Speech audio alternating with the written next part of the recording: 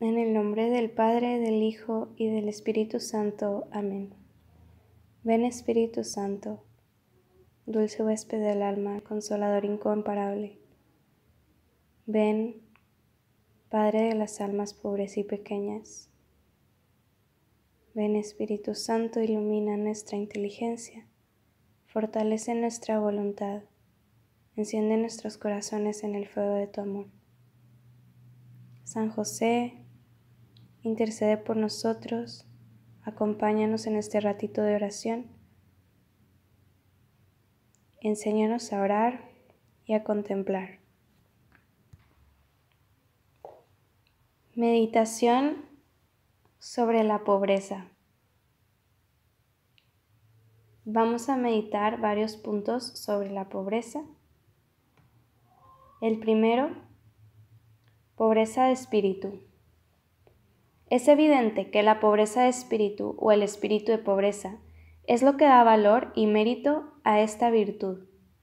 No es virtud la mera carencia de bienes de fortuna, y así hay muchos pobres que no practican esta virtud, a pesar de no poseer nada. Y en cambio puede darse verdadera pobreza de espíritu en medio de la misma opulencia.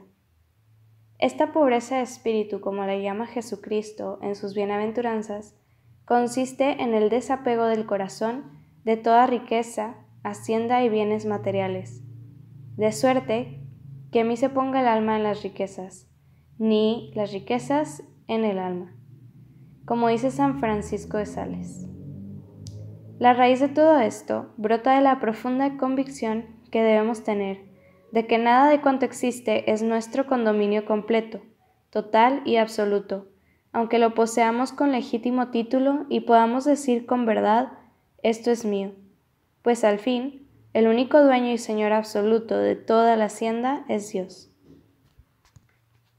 Respecto a los bienes de fortuna, no tenemos nosotros otra relación que la de meros administradores de ese único y supremo Señor.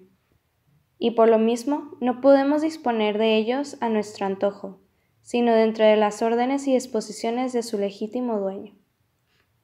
El abusar de las riquezas, el apetecerlas y desearlas, y el trabajar por atesorarlas, o si no se poseen, lamentarse de su carencia, quejarse ante Dios y maldecir de su suerte, al mismo tiempo que se fomentan afectos de envidia hacia los que tienen mucho, todo esto es contrario a la pobreza de espíritu. Escucha en cambio a San Pablo que dice: todo lo considero como basura asquerosa y despreciable en comparación de la única riqueza que es ganar a Cristo. Por tanto, el pobre de espíritu debe vivir contento con su indigencia, si Dios le ha puesto en ese estado, comprendiendo que con eso tiene facilitado en grado sumo el camino de la santidad. Y si tiene fortuna, la ha de emplear en bien de sus hermanos, evitando la avaricia, la ambición, el deseo de atesorar y aumentar más y más sus caudales, poniendo su corazón en los bienes eternos del cielo, y no sepultándolo en los miserables y caducos de la tierra. Ya hemos dicho que así fue la Santísima Virgen. Vivió siempre en pobreza actual, pero a la vez con un espíritu admirable de la misma. Qué despego el suyo, qué diferencia, qué poco valor daba a todo eso que constituye los bienes de fortuna. Sus bienes y su fortuna estaban reconcentrados en un solo objeto, en su Jesús. Eso era lo que ambicionaba, lo que no quería perder. De ahí aquella avaricia santa de no desperdiciar ni una de sus palabras, ni una de sus acciones, sino que las guardaba todas en el secreto de su corazón, para luego, a solas, como el avaro con sus riquezas, recrearse en recordarlas, meditarlas, saborearlas. Con Jesús no le importaba nada de la tierra. Los magos le daban una respetable cantidad de oro. Lo acepta agradecida, pero según el sentir de los santos padres, lo repartió enseguida entre los pobres. ¡Qué desprendimiento y qué desprecio a la vez del oro! Punto 2. Sus ventajas inmensas. Tan inmensas y tan múltiples son que es difícil solo el enumerarlas. Ante todo, la pobreza de espíritu constituye el primer punto del Sermón de la Montaña. Es la primera de todas las bienaventuranzas a la que Cristo promete solemnemente la posesión del reino de los cielos. La pobreza constituyó uno de los temas más importantes de su predicación. Cómo anatematizaba a los ricos. Qué difícil les puso la entrada en los cielos, más que el paso de un camello por el ojo de una aguja. Además, quiso darnos ejemplo acabadísimo de la pobreza afectiva y efectiva.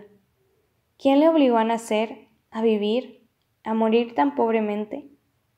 La joya preciosa con que quiso adornarse en su vida fue la pobreza.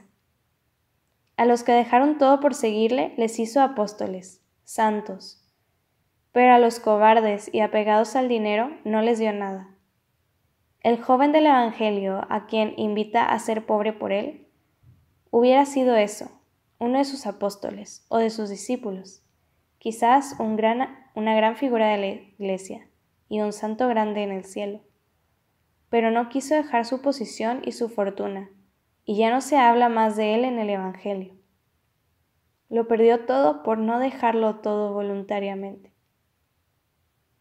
La pobreza, además, lleva consigo un cortejo lucidísimo de otras virtudes. Primero, privaciones frecuentes y aún continuas en la comida, en el vestido, en el modo de vivir. Segundo, por lo mismo, es un ejercicio no interrumpido de mortificaciones exteriores y corporales, y también de las interiores del espíritu. Tercero, al pobre no le faltarán abandonos, desprecios, humillaciones, indiferencia, ingratitudes y faltas de correspondencia por parte de los poderosos, que se desdeñarán en mirarle, en alternar con él. 4. Con esta pobreza va unida la necesidad del trabajo corporal, molesto y fatigoso, pero a la vez le hará confiar más y más en la divina providencia de la que principalmente vive y de la que lo espera todo. 5. Por lo mismo, la pobreza engendra espontáneamente un gran espíritu de oración, pues nadie mejor que el pobre siente su absoluta necesidad. 6. En fin, la pobreza hace al entendimiento más claro para comprender el verdadero valor de las cosas de la tierra, y el corazón más libre de apegos y preocupaciones para poder volar mejor a Dios, sin nada que ate o ligue sus alas. Medita bien en todo esto, para que estimes como se debe a esta divina virtud.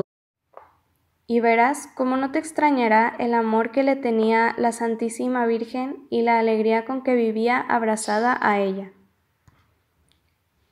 Punto 3. Tu pobreza de espíritu. Has de trabajar por adquirir esta virtud tan necesaria. Si estás en posición desahogada para ejercitar la virtud de la pobreza y de la caridad entre los pobres a quienes debes socorrer. Si Dios te da a sentir los efectos de la pobreza actual para saber agradecer este beneficio y verte semejante a Cristo y a María, pobres por nuestro amor. Que nunca olvides el ejemplo de un Judas que por amor a las riquezas y por su avaricia cayó en su negra espantosa traición. Que aprendas de María a trocar el oro terreno de los magos por el oro preciosísimo de la caridad con el prójimo, por el oro valiosísimo de la abnegación y del sacrificio. ¿No pensaría Cristo en su madre, en nuestra gran modelo, cuando proclamaba la dicha y la bienaventuranza de la pobreza? ¿Te pareces algo a ella en esto? ¿No tienes aspiraciones mundanas de brillo, de alabanzas, de deseo de figurar? ¿Piensas mucho en que el reino de los cielos es para los pobres de espíritu y humildes de corazón? ¿Tienes muy presentes las palabras de tu madre, de que Dios a los pobres les llena de bienes y deja vacíos a los ricos del mundo? ¿Te complaces en visitar a los pobres, tratarlos, socorrerlos? ¿Te avergüenzas quizá de alguno de tu familia por ser pobre o vestir pobre? ¿Te gusta hacer alarde de nobleza y de riqueza entre los demás? Pide a Cristo y a María su pobreza, que esa es su herencia. Virgen María, te pedimos que nos ayudes a tener esa pobreza de espíritu como tú, para no querer nada más que a Jesús, atesorarlo solo a Él. Nos quedamos en oración en el nombre del Padre, del Hijo y del Espíritu Santo. Amén.